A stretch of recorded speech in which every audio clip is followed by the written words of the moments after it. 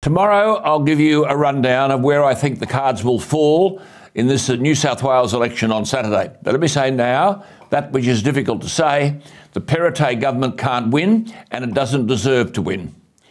Everywhere you turn, there is money being thrown around. It's borrowed money.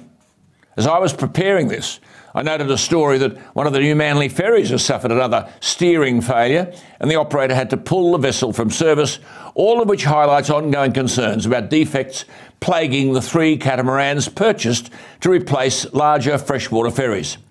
I've supported the Liberal Party for years and I've raised thousands of dollars for them. I am disgusted that Dominic Perrottet presents himself as a Liberal leader because Liberals believe in lower taxes and smaller government and less regulation. Here we have a budget brought down last year which has not received the appropriate attention, where the Perrottet and Keane people are boasting a supremacy in economic management. The budget is an embarrassment, nothing short of an embarrassment. A budget of $95,000 million, $95 billion. Savings, $32 million. A $27 billion spending spree. Expenditure growth, 26.5%. There is no precedent in Australian politics for this level of extravagance. A metaphor of this, of course, is the flag on the Harbour Bridge. The flagpole for the Aboriginal flag was to be $25 million. Flagpole. Shame alone led them to question such spending. It was supposed to take 4 years to stick it up there. But in 1923, it took 9 years to build the whole damn bridge. Now, I know you're most probably saying, oh, but what about the other mob? Well, there are headlines today about Minns and scrapping the public sector wage cap. The reality is simple. Minns is right. Nurses, police, teachers, ambulance workers, paramedics have ridiculously low pay. And that's why we're short on numbers.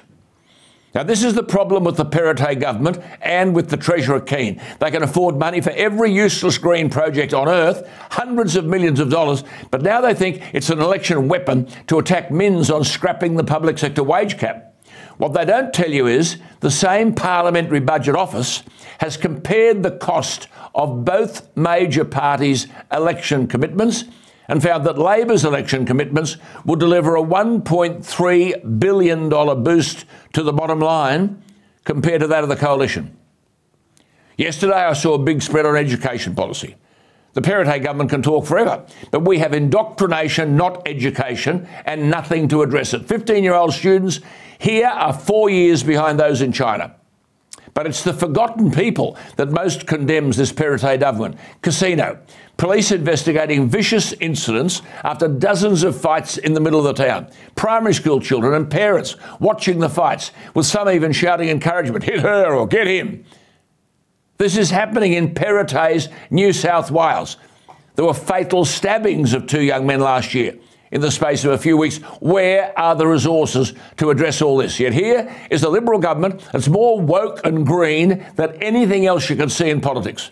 One of my viewers wrote in his words, and I quote, current preferential employment opportunities are being allocated to organisations with one Indigenous director and who have a 50% Indigenous workforce. This is under the Perrottet government. Indigenous companies subsidised by you in their quotations for business.